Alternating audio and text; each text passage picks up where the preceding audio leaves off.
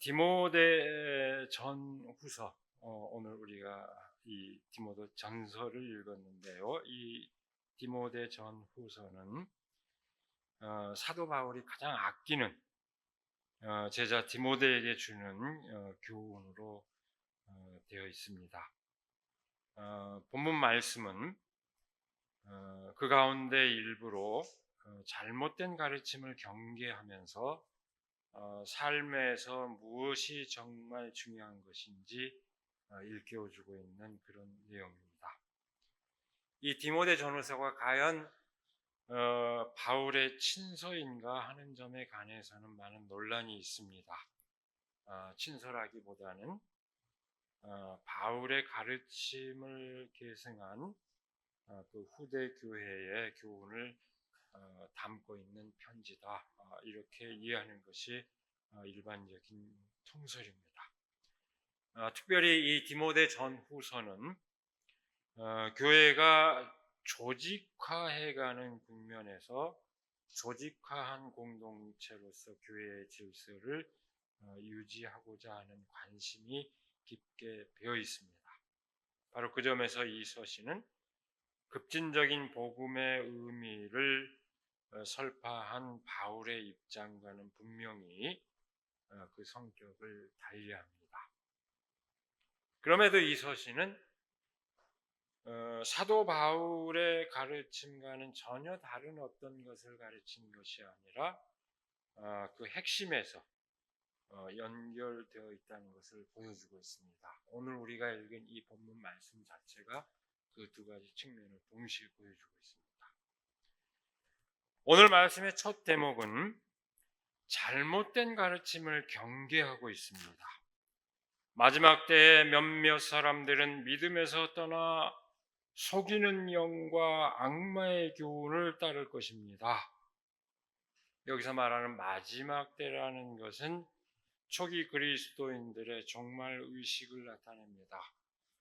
초기 그리스도인들은 자신들이 마지막 때에 살고 있다는 의식으로 아주 가득 차 있었습니다. 이 점에 대해서는 지난 주일 베드로전서의 말씀을 통해서 우리가 환기했습니다. 종말 의식이라고 하는 것은 언제 마지막 때가 올 것이다, 이걸 계산하는 태도가 아니고 매 순간을 마지막으로 여기고 삶을 그렇게 무게 있게 살아가는 그 태도를 함축합니다.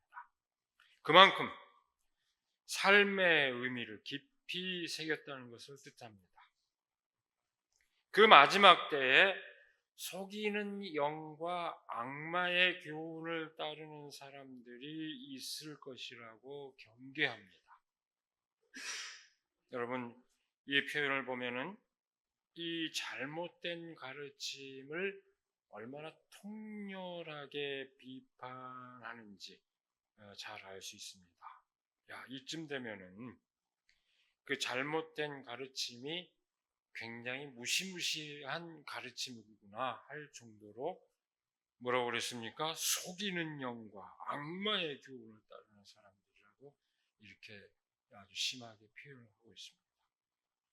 그런데 여기서 말하고 있는 그 가르침은, 그 잘못된 가르침은 딱 두 가지로 집약이 됩니다. 이런 자들은 혼인을 금하고 어떤 음식을 먹지 말라고 할 것입니다. 이 두 가지를 두고 하는 겁니다.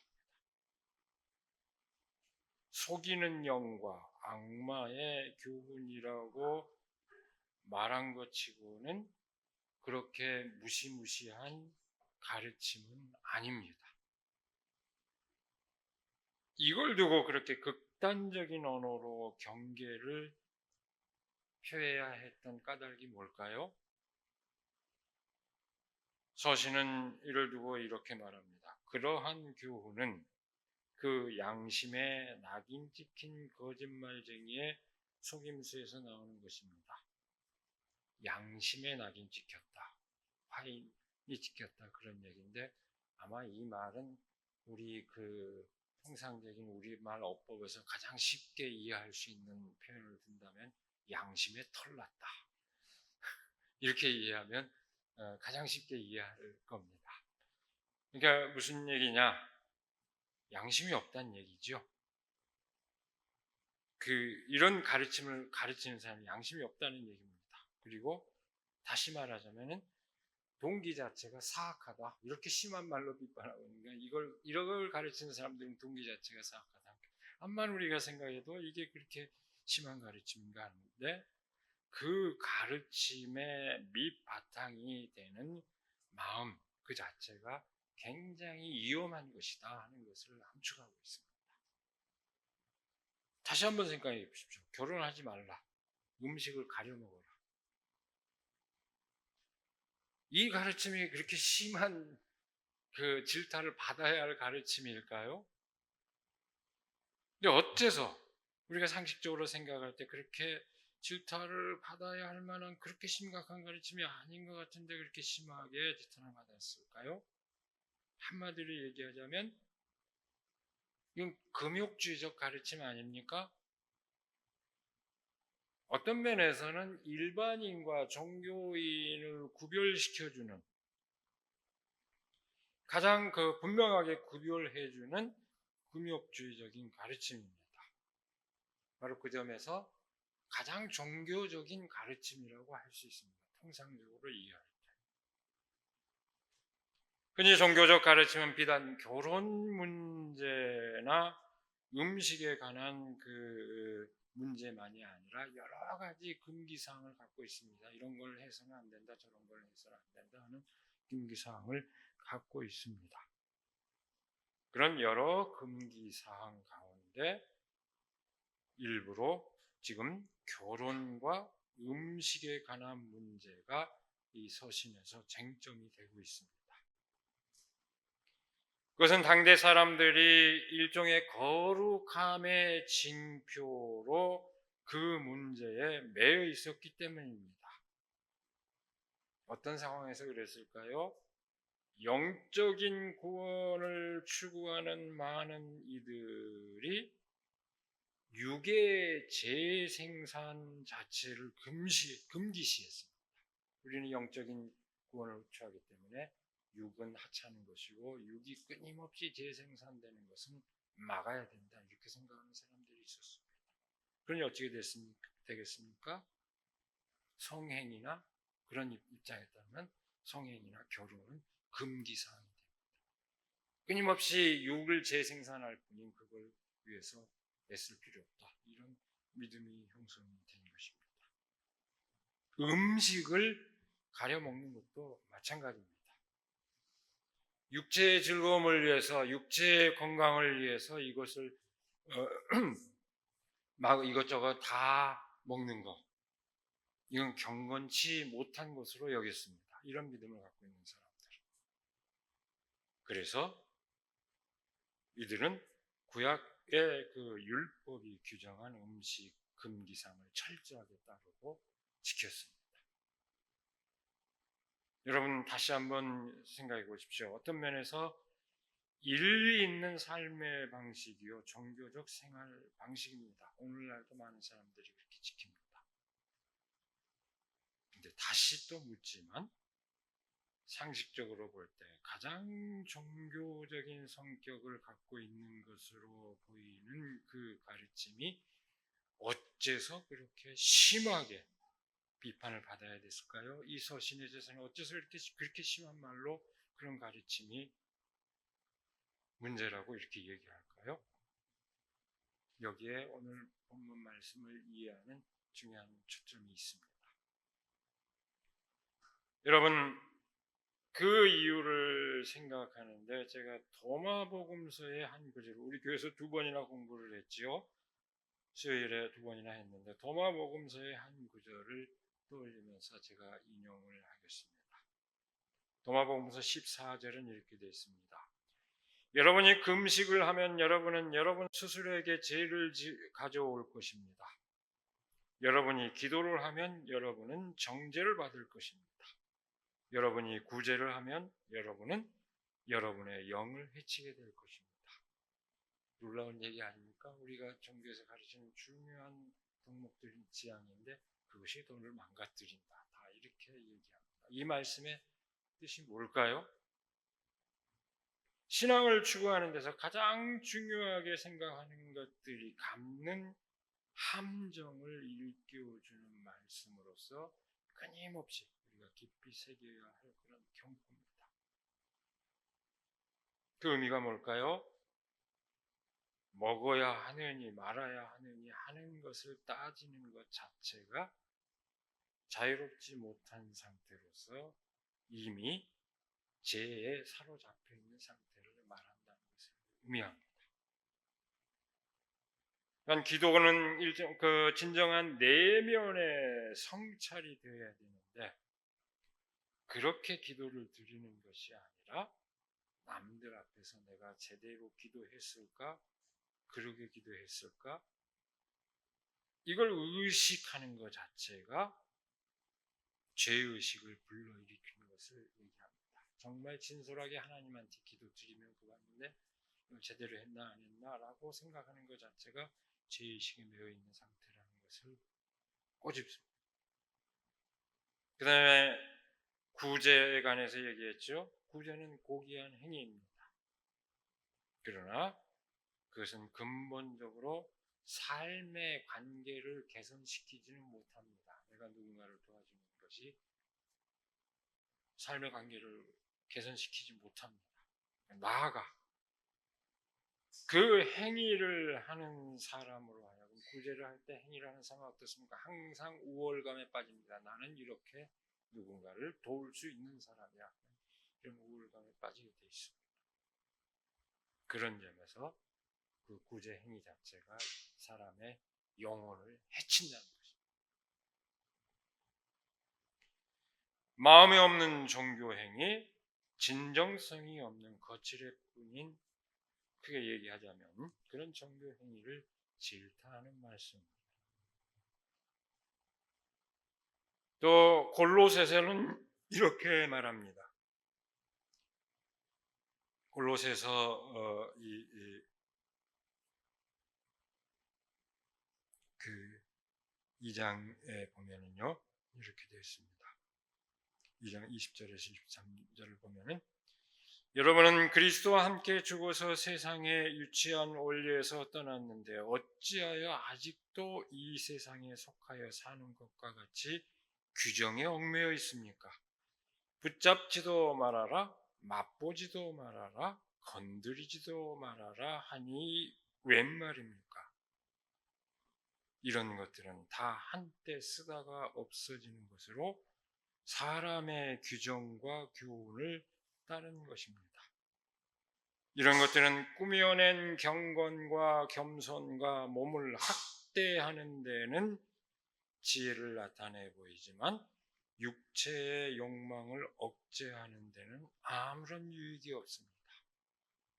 성경에 나와 있는 말씀 그대로 제가 읽어드렸습니다.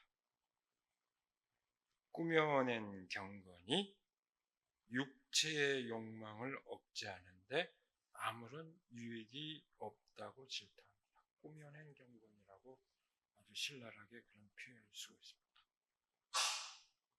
오늘 본문 말씀은 자기 스스로를 속일 뿐만 아니라 다른 사람들마저 현혹하는 속임수의 해악을 강조합니다. 그 잘못된 가르침을 경계하라는 것은 그 가르침이 많은 사람에게 해악을 끼치기 때문입니다. 많은 사람들에게 그런 가르침이 나쁜 영향을 끼치기 때문에 기독교를 아주 근본적으로 비판한 철학자로 유명하죠. 니체는 도덕의 계보라는 책에서 이 금욕주의의 이상을 아주 신랄하게 비판합니다.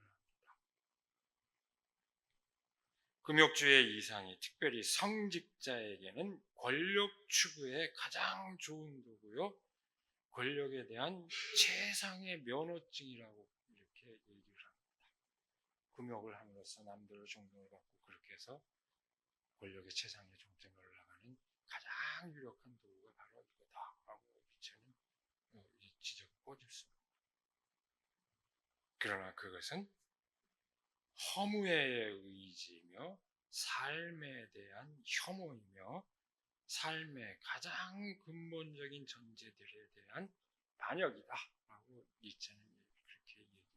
않겠습니다. 여러분이 그 말을 동의할지 않을지는 여러분 판단에 맡깁니다만은 역사적으로 그리고 현실적으로 이 말이 전곡을 찌르고 있다고 동의할 수밖에 없는 사태들을 우리는 많이 알고 있습니다. 시간에 일일이 열거하지는 않겠습니다. 역사적으로 가장 거룩하고 가장 정통적이라고 자처하는 집단이 속으로는 가장 타락했던 경우를 우리는 봐왔습니다. 2000년 기독교 역사에서 봐왔습니다. 오늘 한국 교회 현실에서도 마찬가지입니다. 신앙을 수호한다면서 다른 사람을 정죄하고 차별하는 행위, 바로 그 행위의 정당성을 내세우면서 자신의 치부를 가리고 있다면 딱 그런 경우입니다. 사랑의 복음 정신과 보편적인 인권의 가치에도 아랑곳하지 않고 교회 안에서 버젓이 종교 재판을 일삼고 있지 않습니까? 지금 한국 교회 모습 아닙니까? 여러 금기를 지키며 경건한 척하지만 사실은 만몬을 섬기고 거기에 대해서는 일절 비판도 없습니다. 만몬을 섬기고 자기 자신을 섬기는 이름뿐인 기독교인들의 경우입니다. 우리는 이 사태를 지금 한국교회 현실에서도 충분히 넘쳐나도록 목격하고 있습니다. 오늘 본문 말씀은 거룩함을 빙자하여 스스로 속이고 남을 올가매는 사태를 경고하고 있습니다. 이 디모데 전서의 이 저자는 당시의 영지주의자들이 그런 과오에 빠져 있다고 경계한 것입니다. 육체적이고 물질적인 삶을 부정했던 영지주의자들의 영적인 지혜만을 추구하는 그런 사람들의 과오입니다. 그러면 도대체 어떻게 해야 된다는 얘기일까요? 오늘 말씀은 이렇게 선포합니다. 그러나 그 음식물은 하나님께서 믿는 사람과 진리를 아는 사람이 감사하는 마음으로 먹게 하시려고 만드신 것입니다. 하나님께서 지으신 것은 모두 다 좋은 것이요 감사하는 마음으로 받으면 버릴 것이 하나도 없습니다. 그것은 하나님의 말씀과 기도로 거룩해집니다. 이 대목에서 사도 바울의 입장과 같으면서도 다른 미묘한 점이 분명해집니다. 우선 결혼 문제와 음식 문제 두 가지를 얘기했는데 이 결론 부분에서는 결혼 문제는 싹 빠지고 음식 문제만 언급되고 그로써 답이 이루어지고 있습니다. 음식 문제에 관한 먹고 마시는 문제에 관한 태도에서 이 디모데 전서의 저자와 사도 바울의 입장에는 차이가 없습니다. 그런데 결혼에 관한 문제에서는 사도 바울과 이 디모데 전서의 입장이 다릅니다. 차이가 있습니다. 사도 바울의 경우를 보면 어디에도 그 결혼 자체가 선이다 악이다 이런 판단을 전제하지는 않지만 사도 바울은 어떤 입장을 취했을까요? 믿음을 지키기 위해서 사도 바울은 가능한 결혼하지 말 것을 권했습니다. 사도 바울은 그런 입장이었습니다. 가능한 여러분 아직 결혼하지 않은 사람 또는 홀로 된 사람 웬만하면 결혼하지 마십시오. 저처럼 이렇게 얘기를 했어요. 그러나 만일 절대 할 수 없다면 결혼하십시오. 이런 입장을 취했습니다. 사도 바울의 결혼에 관한 이해입니다. 근데 디모데전서는 앞의 내용에 보면 뭐라고 되어 있을까요?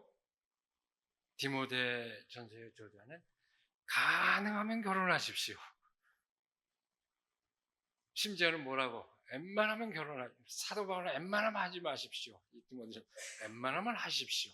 심지어 디모데전서에 서신을 쓴 입장에서는 여자가 아이를 낳는 것은 구원에 이르는 길이라고까지 극찬할 정도로 이렇게 얘기를 하고 있습니다. 여러분, 똑같은 사도의 서신인데 이렇게 다른 내용이 성경 안에 동시에 있습니다. 어떻게 봐야 될까요?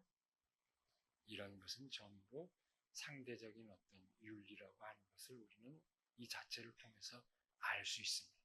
바울이 웬만하면 하지 말라고 했던 의미가 뭔지, 이 디모데전서의 서신을 쓴 입장에서 웬만하면 하라고 했던 게 뭔지, 그 근본 뜻이 뭘까? 복음의 근본 정신이 뭘까 하는 걸 새겨야지, 그 말 자체를 금과 옥조 삼아서 얘기하면은 우리 머리가 정신분열이 일어날 수밖에 없습니다.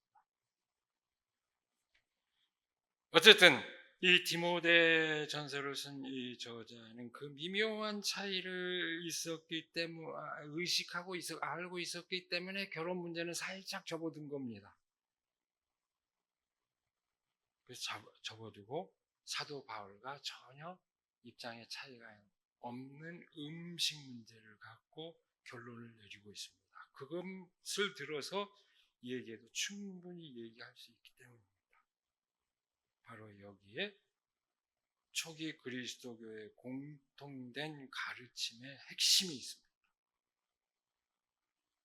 베드로에게서도 바울에게서도 공통되었던 메시지의 핵심입니다. 하나님이 만드신 것 가운데 악한 것이 따로 없다는 것입니다. 하나님께서 베푸신 것을 감사히 알고 선용하는 것이 인간의 도리이지, 이것은 선하고 저것은 악하다 규정짓는 일을 해서는 안 된다는 것입니다. 하나님께 지으신 것은 모두 다 좋은 것이요 감사하는 마음으로 받으면 버릴 것이 하나도 없습니다. 여러분, 이 말씀의 진정한 뜻이 무엇이겠습니까? 그것은 물질 세계를 악한 것으로 또는 육체적 삶을 하찮은 것으로 여기는 삶의 태도를 경계하고 이 땅에서 누리는 인간의 삶, 모든 피조물의 그 삶에 대한 진정한 긍정을 역설하는데 이 말씀에 참 뜻이 있습니다. 우리 삶에 대한 찬가입니다. 생명에 대한 경외감, 삶에 대한 경외감이 이 말씀의 참 뜻입니다. 이 진실을 받아들일 때 세상에 어떤 위계의 질서를 세우고 등급을 매기는 것은 허용될 수 없습니다. 더 소중한 것과 덜 소중한 것, 더 귀한 것과 덜 귀한 것의 구별이 있을 수 없습니다. 그것이 현실적으로 뜻하는 바가 뭘까요? 사람들을 이러저러한 이유를 들어서 하찮은 것으로 차별하고 배제해야 할 대상으로 구별하는 그 세상의 인식을 부정한 것입니다. 삶에 대한 경외감이 없기 때문에 사람들을 한갓 수치로 또는 대상화된 어떤 집단으로 또는 타자로, 지난 수요일 타자의 의미가 뭔지 우리 인문 강좌 시간에 얘기했죠. 타인화. 내가 아닌 정당에 존엄해야 할 그런 주체로서 인격으로 대하는 게 아니라 나 아닌 아무개 이렇게 치부해버린 인식. 그런 발상이 만연합니다. 사람을 정상과 비정상으로 나누는 것도 마찬가지입니다. 나아가서 그뿐입니까? 사람을 사람이 아니라 그저 도구로 여기는 몰상식이 상식으로 통용되고 있습니다. 자본의 이윤과 기업의 생존을 위해서 사람의 생존권을 박탈하는 것을 능사로 하는 풍토가 만연해 있습니다. 그 사연이 뭘까요? 사람을 하나의 부속품, 하나의 비용으로만 간주하는 발상에서 비롯됩니다. 그것은 인간의 삶을 타락시킬 뿐 아니라 온 생명 그 자체를 타락시킵니다. 인간이 도구로 취급을 받고 있는 지경인데 말 못하는 것처럼 이 자연은 어떻게 되겠습니까? 그것이 우리가 경험하고 있는 현상입니다. 오늘 본문 말씀은 그런 뒤집어진 인식으로 인도하는 마음의 그 밑바탕을 문제시한 것입니다. 결혼하지 말라, 음식물을 가리지 말라, 이 자체가 그렇게 심각한 것 같지 않은데 그렇게 강변하면서 그걸 강요하는 그 마음의 밑바탕이 지니는 의식이 이렇게 위험하다는 겁니다. 스스로를 제발, 오늘 말씀 아주 쉽게 얘기할까요? 스스로를 제발 들들 볶지 말아라. 그리고 남들도 들들 볶지 말아라. 그런 잘못된 인식으로 스스로를 볶지 말고 남들도 들들 볶지 말고 삶을 즐겁게 향유해라. 이런 말씀이에요. 오늘 본문 말씀에서 우리가 새겨야 할 것은 진정으로 삶에 대한 경외감을 가져야 한다는 것입니다. 그것이 하나님이 만물을 지으시고 사람을 지으신 뜻입니다. 그 믿음을 가질 수 있다면 우리 스스로 속이는 일에서부터 해방되면 물론 타인을 속이고 속박하는 일로부터 또한 자유로워질 수 있습니다. 그 믿음으로 정진하는 나아가는 우리가 되기를 시간에 간절히 기원합니다. 기도하겠습니다. 오늘도 복된 날을 허락하여 주시고 말씀 앞에서 우리 스스로를 다시 되돌아보게 하여 주신 그 은혜를 감사드립니다. 우리의 귀한 생명을 부여하여 주시고 또 세상 만물과 더불어 그 생명을 영위할 수 있도록 해주신 놀라운 하나님의 그 섭리의 뜻을 우리가 다시금 깊이 새기게 하여 주시옵소서. 우리의 임의적 판단에 따라서 선과 악을 구별하고 그래서 스스로 부대끼고 남들을 부대끼게 하는 그러한 잘못된 신앙에 빠지지 않도록 하여 주시고 하나님께 주신 그 모든 것을 진정한 기쁨으로 누릴 수 있는 그 놀라운 신앙을 체험할 수 있도록 우리를 인도하여 주시옵소서. 우리 주 예수 그리스도의 이름으로 기도드리옵나이다.